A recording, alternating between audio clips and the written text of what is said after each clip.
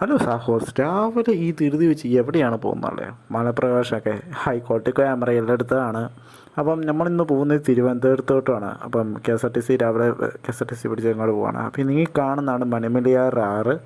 അപ്പം അയ്യപ്പന്മാർ കുളിച്ച് തുടങ്ങി. ഇപ്പം അയ്യപ്പൻ സീസണൊക്കെ അല്ലേ. അപ്പം അന്ന് അയ്യപ്പ സീസണായിട്ടോട്ട് എല്ലാ അയ്യപ്പന്മാർ ഇറങ്ങി ഇങ്ങനെ കുളിച്ച് ഫ്രഷായി അങ്ങ് പോവുകയാണ്. അപ്പം കുറച്ച് ഉറക്കങ്ങൾക്ക് ശേഷം കഴിഞ്ഞപ്പോൾ നമ്മുടെ എത്തുന്ന സ്ഥലം തിരുവനന്തപുരം അങ്ങ് എത്തിയിരിക്കുന്നു.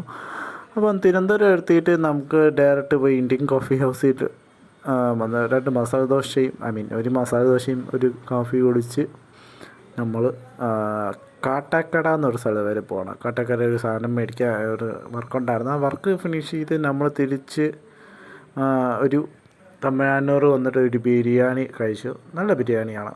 വലിയ പൈസയില്ല, 140 രൂപയ്ക്ക് നല്ല പുറത്താണ്. മുട്ടയും നല്ല ചിക്കൻ, തമിഴ്നാട് സ്റ്റൈലാണ്. നല്ല ലാഭമാണ്.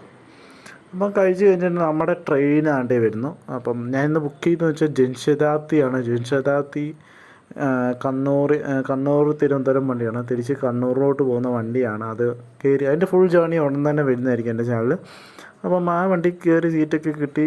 അപ്പം കയറി ഇങ്ങനെ കോട്ടയം എത്തിയപ്പം നമ്മുടെ ട്രെയിൻ ടാറ്റ പറഞ്ഞ് ഞാൻ ബസ് കയറി നമ്മുടെ വീട്ടിലോട്ടാണ്. കറക്റ്റ് 7 മണിയായപ്പോൾ എൻ്റെ വീട്ടിൽ സേഫായിട്ട് എത്തിയിരിക്കുന്നുണ്ട്.